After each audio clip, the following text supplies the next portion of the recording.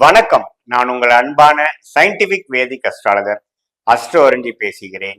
நல்லது நினைப்போம், நல்லதே நடக்கும். தொடர்ந்து நம்மளுடைய சேனல்ல வரக்கூடிய வீடியோஸ் எல்லாம் பார்த்துட்டு இருப்பீங்க நம்புறேன். எந்தவித மூட நம்பிக்கைகளை போகாமல், மிகைப்படுத்தாமல் உள்ளது உள்ளவாறு அறிவியல் சார்ந்த ஜோதிட கருத்துக்களை பார்த்து கொண்டிருக்கிறோம். சயின்டிபிக் வேதிக் அஸ்ட்ராலஜி முறையில பார்த்து கொண்டிருக்கிறோம். எப்படி போன ஜென்மத்தில் நம்ம செய்த பாவ புண்ணியங்கள் ஒளி தத்துவ அடிப்படையில நாம இப்போ இருக்கக்கூடிய பிறவியில ஒரு ஜாதகத்துல பிறந்து அதுக்கு தகுந்த மாதிரி வாழ்க்கையில இருக்கக்கூடிய சாதகமான பலன்களும் சாதகமற்ற பலன்களையும் நம்ம அனுபவித்துக் கொண்டிருக்கிறோங்கிறது நாம துல்லியமாக அறிவியல் சார்ந்த இந்திய வேத ஜோதிட அடிப்படையில பார்த்து கொண்டிருக்கிறோம். அந்த வகையில பாத்தீங்கன்னா இந்த வீடியோல கன்னி ராசிக்கு ஏப்ரல் 2025 எத்தகைய ஒரு மாதமாக இருக்க போகுதுங்கிறது பார்க்க போறோம். அதுக்கு முன்னாடி நம்ம சேனலுக்கு ஃபர்ஸ்ட் டைம் வரவங்க மறக்காம சப்ஸ்கிரைப் பண்ணுங்க. ஸோ தட் மீண்டும் நம்மளுடைய எல்லா வீடியோஸும் உங்களை அடையும். இப்போ பார்த்தீங்கன்னா ஒளி தத்துவம் எப்படி நம்மளுடைய வாழ்க்கையில கர்மாவை செயல்படுத்துகிறது பார்க்குறோம். அந்த அடிப்படையில கோச்சார அடிப்படையில ஆண்டு கிரகம் என்று சொல்லப்படுகிற குரு கன்னிராசிக்கு 9ஆம் இடத்திலேயே ஏப்ரல் மாதம் வரை இருக்கிறார். மே மாதத்துலதான் குரு பயிற்சி ஆகுது. அதே மாதிரி சனி பாத்தீங்கன்னா 6ஆம் இடத்திலேயே இருந்த சனி இப்ப கரெக்டா ஏப்ரல் மாசம் பிறக்கிறதுக்கு 2-3 நாட்கள் முன்னாடி பாத்தீங்கன்னா சனி பயிற்சி ஆகி 7ஆம் இடத்துக்கு ராசியை பார்க்கிறார். ஸோ 7ஆம் இடத்து ராசி சனி ராசியவே பார்க்கும் பொழுது குரு ராசியை விட்டு பார்க்கறத அடுத்த மாசம் விலகிறார், மே மாதம். ஸோ அப்படிங்கிறப்ப என்ன ஆகுதுன்னா கன்னி ராசிக்காரர்களுக்கு ஹனிமூன் பீரியட் முடிந்து விட்டது. ஏதாவது கொஞ்சம் அடுத்த கட்ட உழைப்பு, அடுத்த கட்ட முன்னேற்றங்கள் கிடைக்க போகுது. அதுக்கு தகுந்த மாதிரி நம்ம வாழ்க்கையை நகர்த்த போறோங்கிறது நம்ம தெரிஞ்சுக்கணும். ஏன்னா இது வரைக்கும் 2024 ஏப்ரல் மேலேருந்து பார்த்தீங்கன்னா குரு பார்வை இருந்தது, சனி மறைந்திருந்தது. ஒரு மாதிரியா பிரச்சனைகள்ல அதிகமா நம்ம இன்வால்வ் ஆகாம அப்படியே போஸ்ட்போன் பண்ணிட்டு போயிட்டு இருந்தோம். பட் இந்த 7ஆம் இடத்துக்கு வந்த சனி பாத்தீங்கன்னா கண்டக சனின்னு கூட சொல்லுவாங்க. அதாவது 7ல் இருக்கக்கூடிய சனி ராசியை பார்க்கும் பொழுது 7ஆம் இடத்து வேலைகள் செய்யும். 7ஆம் இடத்து வேலை என்ன? பங்குதாரர்கள் மூலமாக சில விஷயங்கள், மனைவியா இருந்தால் கணவர், கனவி இருந்தாலும் கணவனா இருந்த மனைவி, நண்பர்கள், பார்ட்னர்ஸ், கான்ட்ராக்டர்ஸ், கிளையன்ட்ஸ், அசோசியேட்ஸ், இது மாதிரி நீங்க அன்றாட வாழ்க்கையில நீங்க யாரை மீட் பண்ணுவீங்களோ உங்களுடைய வாழ்வாதாரத்துக்காக அவங்கள நிறைய ஃபோக்கஸ் இருக்கு. அது மூலமாக சில கிடைக்கிறது, சில பிரச்சனைகள் வரும், சில முன்னேற்றங்கள் இருக்கும். அது மாதிரி மிக்சடான ஒரு விஷயங்கள் கொடுக்கக்கூடிய ஒரு அமைப்பு தான். பட் என்னதான் இருந்தாலும் கன்னிராசிக்கு சனி பாத்தீங்கன்னா ராஜயோகாதிபதியா இருக்கிறதுனால நிறைய முன்னேற்றங்கள் தான் கொடுக்கிறாரோடைய 7ஆம் வீட்டு வழியாக பிரச்சனைகள் அவ்வளவா இருக்காது. ஆனா உழைக்க வேண்டி இருக்கும். இதுவரை கிணத்துல காலை நீட்டிட்டு தண்ணியை மட்டும் தெளிச்சிட்டு இருந்தவன் நாம கொஞ்சம் உள்ள குதிச்சு நம்ம குளிக்க வேண்டி இருக்கும்.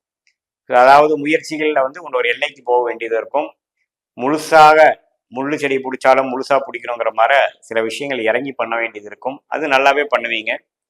அதே சமயத்துல மே மாதம் 14ஆம் தேதிக்கு வரக்கூடிய குரு பயிற்சி, ராகுகேது பயிற்சி எல்லாமே ஓரளவுக்கு பிரச்சனைகள்ல இருந்து வீடுபட்டு குழப்பங்கள் இல்லாமல் தீர்க்கமாக செய்யப்படக்கூடிய ராகுகேது ராசி விட்டு விலகிறது அருமையான விஷயம்.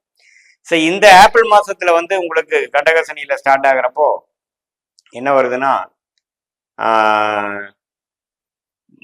ராசி அதிபதியாகிய புதனே பாத்தீங்கன்னா ராசியவே பார்க்குது, அருமையான விஷயம். ஸோ ஏப்ரல் மாதம் முழுவதும் பாத்தீங்கன்னா கன்னிராசியை பார்த்து உங்களுக்கு என்ன வேணுமோ அது மாதிரி விஷயத்துக்கு நிறைய வேலைகள் செய்யக்கூடிய அமைப்புகள். அதே சமயத்துல புதனே பாத்தீங்கன்னா ராகு சனியோட சம்பந்தப்படும் போது கொஞ்சம் டென்ஷன்கள், சில கன்ஃபியூஷன், சில ஸ்ட்ரெஸ், அது மாதிரி விஷயங்கள்லாம் ஏப்ரல் மாதம் கண்டிப்பாக இருக்கக்கூடிய அமைப்புகள் உண்டு. பட் இருந்தாலும் அடுத்த கட்ட நடவடிக்கையாக நீங்க சில விஷயங்கள் செய்வதற்காக ஒரு பேசிக்கான சில ஃபவுண்டேஷன் வேலைகளை, சில கான்டாக்ட்ஸு, சில கான்ட்ராக்ட்ஸு, சில முயற்சிகள், சில விண்ணப்பங்கள் அதெல்லாம் செய்யக்கூடிய ஒரு மாதமாக ஏப்ரல் 2025 கன்னிராசிக்காரர்கள் இருக்குதுன்னு தெரிஞ்சுக்கணும்.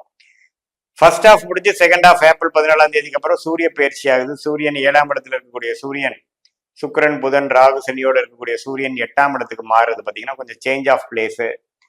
விரையாதிபதியே 8க்கு சம்மந்தப்படும் பொழுது கொஞ்சம் ஒரு இடம் விட்டு இடம் போறது, கொஞ்சம் டிராவலிங் கொடுக்கறது, அது மாதிரி விஷயங்கள்லாம் செகண்ட் ஹாஃப்ல எதிர்பார்க்கக்கூடிய அமைப்பு இருக்கு. ஸோ கிட்டத்தட்ட 5 கிரகம் 7ஆம் இடத்துல இருக்கும் பொழுது நீங்கள் அன்றாட பழகக்கூடியவங்கள், கொலீக்ஸு, கஸ்டமர்ஸ் எல்லாமே பார்த்தீங்கன்னா கொஞ்சம் ஃபோக்கஸ்ல வரும். நம்ம என்ன பேசுறோம், என்ன பண்றோங்கிறதுல கொஞ்சம் கிளாரிட்டியோட பண்ணணும்.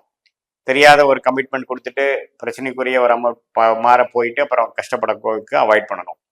ஸோ அதில் சனியும் ராகும் சம்மந்தப்பட்டிருக்கிறதுனால சம்டைம்ஸ் பார்த்தீங்கன்னா உங்களுடைய கொலீக்ஸு, உங்களோட ஒர்க் பண்ணுறவங்க, தொழில் சார்ந்து இருக்கிறவங்களே உங்களுக்கு எதிராக போகக்கூடிய அமைப்பு, சில பிரச்சனைகள் கொடுக்கக்கூடிய அமைப்புக்கு இது வரைக்கும் ஓரளவு போயிட்டு இருந்தது பற்றி புது டெவலப்மெண்ட் உண்மையில நாங்கள் இருக்க முடியாதுங்கிற மாதிரி ஒரு அமைப்பு. இதெல்லாம் கொஞ்சம் ஸ்லோவாக டெவலப் ஆகும்.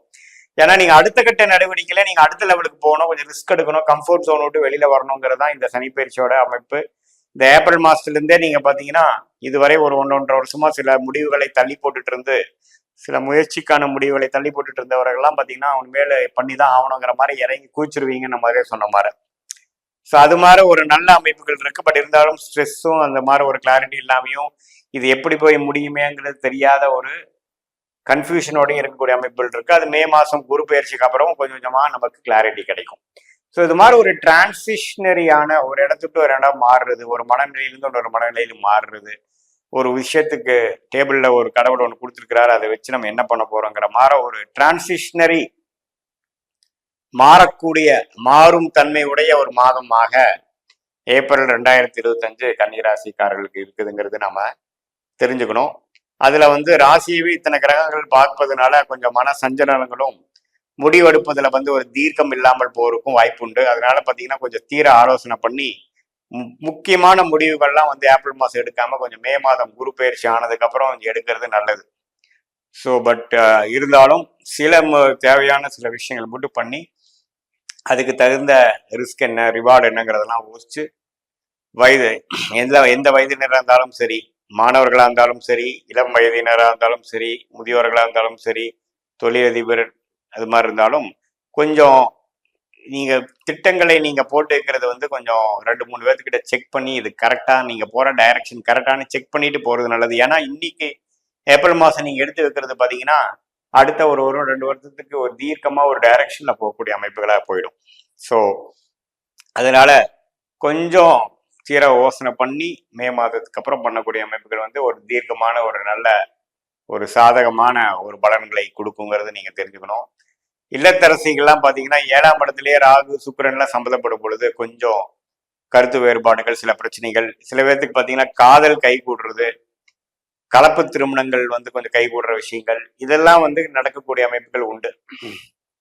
நம்மளுடைய சர்க்கிள் இல்லாதவங்களோட பழகிட்டு இருந்தது நெக்ஸ்ட் லெவல் போகிறது, சம்டைம்ஸ் தெரியாத ஒருத்தர்கிட்ட போய் கொஞ்சம் மாட்டிக்கிறதுங்கிற மாதிரி இருக்கும். என்னால் யாரோட எப்படி பழகிறோம், என்ன பேசுகிறோங்கிறதெல்லாம் கொஞ்சம் கிளியராக பண்ணுறது நல்லது. ஏன்னா ராகு சனி சம்மந்தப்படுறாங்க. ஒரு கிட்டத்தட்ட ஒரு 10 நாள் 15 நாள் பார்த்தீங்கன்னா மெஜாரிட்டி ஆஃப் ஏப்ரல் மாதமும் சனி பயிற்சிக்கு அப்புறம் தான் கன்னி ராசிக்கு நம்ம ஏப்ரல் மாதத்தில் 7ஆம் இடத்துக்கு வர்றதுனால கொஞ்சம் நீங்கள் அன்றாட வாழ்க்கையில் பழகிறவங்க, நண்பர்கள், முதலே சொன்ன மாதிரி நீங்கள் சந்திக்கக்கூடியவங்களோட கிளாரிட்டியோட அவங்க பேக்ரவுண்ட் என்ன அப்படிங்கிறதெல்லாம் தெரிஞ்சு அதுக்கு தகுந்த மாதிரி நீங்கள் உறவுகளை மேம்படுத்திக்கணுமே ஒழிய எடுத்தமா கவுத்தமா போனோம்னா கடைசியாக நீங்கள் தப்பான டிசிஷன் எடுத்துட்டீங்களோங்கிறது கடைசி ஃபீல் பண்ண வேண்டியதாக போயிடும். ஸோ ஒரு மாதிரி டிரான்சிஷனரான பீரியடு கொஞ்சம் கவனமாக இருக்கக்கூடிய அமைப்பாக கேள்விப்படுகிறோம். மற்றபடி உடம்பு உபாதைகள் அது மாதிரி விஷயங்கள்லாம் பெரிய தொந்தரவு இல்லை. அப்புறம் பார்த்தீங்கன்னா இது ஒரு பொதுவான பலன்களை தவிர உங்களுடைய ஜென்ம ஜாதகத்தில் எத்தகைய தசாபுக்திகள் போய் கொண்டு இருக்கிறது, உங்களுடைய லக்னம் என்ன மாதிரி தசைகள் புக்திகள் போய் கொண்டு இருக்குது, அது யோகமான தசைகளா, அந்த மாதிரி தசநாதன் இப்போ கோச்சாரத்தில் எந்த மாதிரி போயிட்டு இருக்காருங்களாம் துல்லியமாக நம்ம மிக்ஸ் பண்ணி பார்க்கும் பொழுது உங்களுடைய ஷார்ட் டேர்ம் ஃபியூச்சர் எப்படி இருக்க போகுது, லாங் டேர்ம் ஃபியூச்சர் எப்படி இருக்க போகுது அப்படிங்கிறது துல்லியமாக நம்ம இந்திய வேத ஜோதி அடிப்படையில் எடுத்து அதுக்கு தகுந்த மாதிரி ஒரு சஜஷன் கொடுத்து நம்ம வாழ்க்கையில் டெசிஷன் எடுத்து மீண்டும் மேலே வர முடியுங்கிறது நீங்கள் தெரிஞ்சுக்கணும். இது பொதுவான பலன்களே. மீண்டும் மற்றொரு காணொலியில் சந்திப்போம். நன்றி, வணக்கம்.